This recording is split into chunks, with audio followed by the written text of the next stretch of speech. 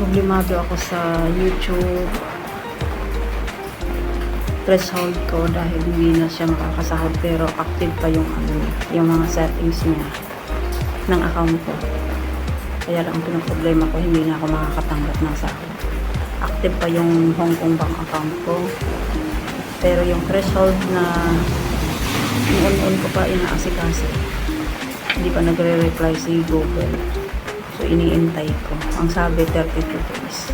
Pero lagpas na po siya ng 2 months na from the start na inayos ko yung settings ko. Hindi ko alam kasi yung una kong email na ginamit is hindi na gumagana din dahil hinihingi niya yung old phone number na ginamit ko or SIM card. Tapos kailangan ko pang mag-register ulit dito kasi nga bumalik ako dito sa Hong Kong.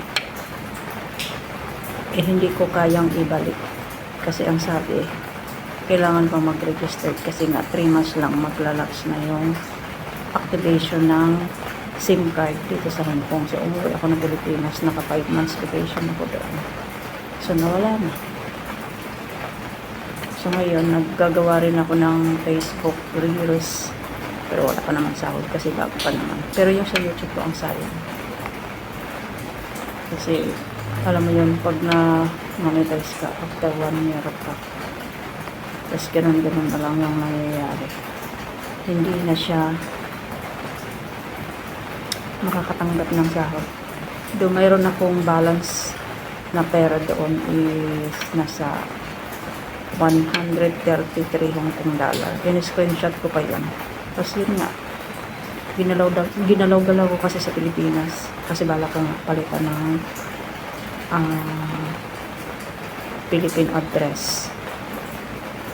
Tapos wala, nagkarambol-rambol na, nakakainis naman kasi hindi rin kasi makapakalit ang kamay ko.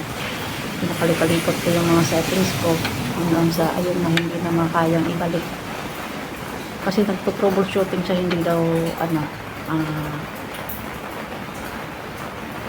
active, inactive kasi ang nakalagay dun. So try kong i-upload to 3 minutes, try ko. Ngayon kung bibigyan niya ng ads, hindi kasalamat, pero pag hindi, hintayin ko yung approval nila. I-active ko siya siguro mga 1 month or 3 months na mag-a-active. Basta araw-araw yata hindi lang yata, araw-araw talaga mag-a-upload para active.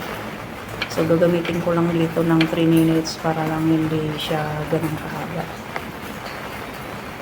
Sa mga subscriber ko, turuan niyo ako kung paano ibalik yun. Or siguro manonood na lang ako dito sa YouTube kung paano ibabalik yung sahod ko kasi sayang din yung $132. Yun lang guys, maraming salamat. At saka sa mga naka-stable dyan ng subscriber, maraming salamat sa inyo. See you soon.